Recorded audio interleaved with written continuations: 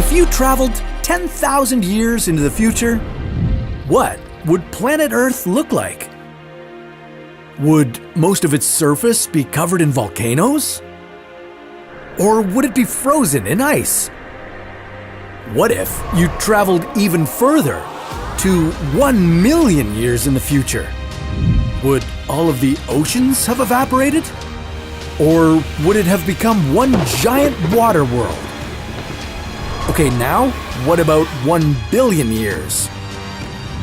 Would there be any humans left? Or would they have settled in other parts of the galaxy? This is What If, and here's what would happen if you traveled 1 billion years into the future. Let's face it, the chances of any humans being around to greet you when you arrive 1 billion years into the future are pretty low. Several key existential threats face the human race, and if we want to be around in 1 billion years, we'll need to endure them all. We've seen how much we've struggled to come together just to survive a global pandemic. So how do we have any chance of enduring the threats of climate change, overpopulation, global nuclear war, killer asteroids and comets, natural ice ages, and the sun getting a whole lot hotter? Well, let's take a look into the future and find out.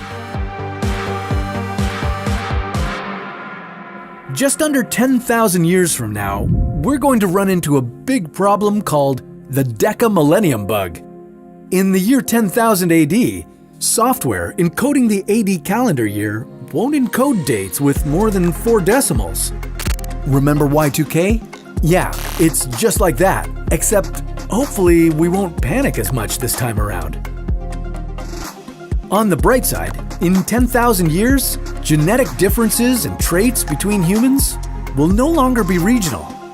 Traits like skin and hair color will be evenly distributed around the world. Maybe that will help us all get along. Finally. 20,000 years into the future, none of the current languages will be recognizable.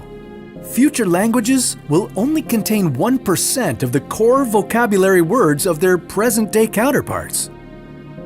50,000 years from now will mark a new glacial period for the Earth, which will start a new ice age. Niagara Falls will have eroded into Lake Erie completely. And, interestingly, a full day on Earth will also increase by 1 second at this point in time. So much more time for activities.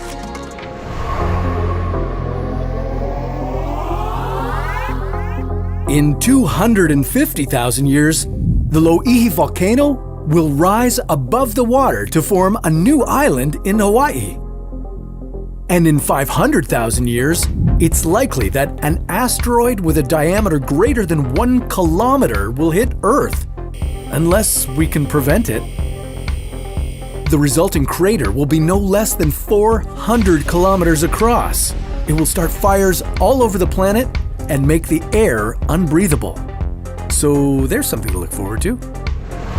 And in case that's not enough, in 1 million years, we'll likely have another supervolcano eruption, large enough to spew out 3,200 cubic kilometers of ash.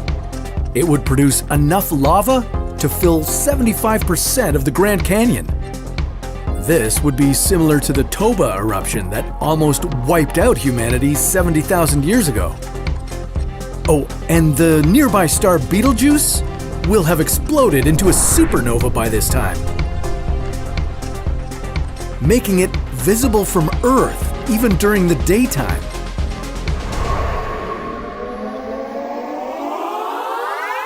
In 2 million AD, humanity will have settlements throughout the solar system. This also means that if populations on different planets have remained separate, humans may have evolved into other species adapted to their specific world. In 10 million years, a huge part of Eastern Africa will break off, forming a new ocean basin. In 50 million years, Africa will collide with Eurasia, closing off the Mediterranean Sea, and a new mountain range will form between the two land masses.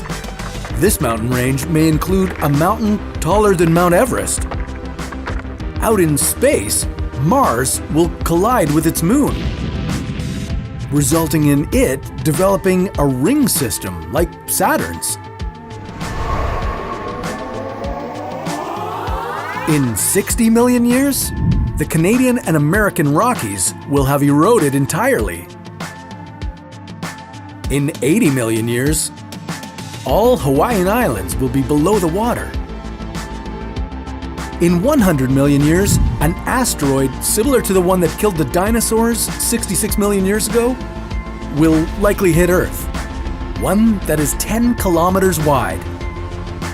In 250 million years, all of Earth's continents will be fused together like Pangea, except this time it will be called Pangea Ultima. But don't get too attached to it, because in 400 to 500 million years, Pangea Ultima will separate again.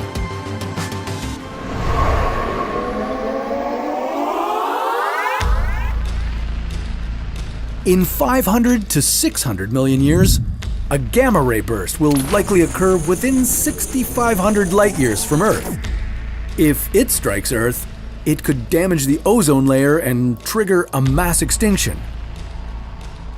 600 million years from now, the Moon will be so far from Earth that total solar eclipses will no longer be possible. And the Sun's increasing luminosity will have raised temperatures on Earth so much that it could halt plate tectonics movement.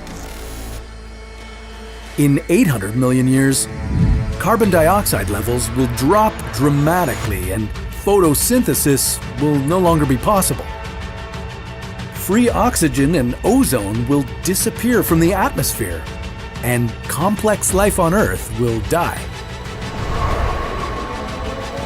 And finally, in 1 billion years, the Sun's luminosity will have increased by 10%, and the average temperature on Earth will be 47 degrees Celsius.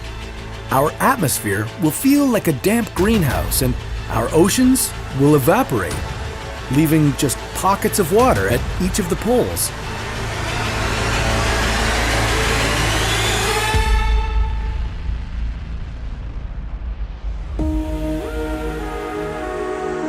When you arrive here in your time machine, be mentally prepared to take in a planet Earth that looks nothing like the one you remember.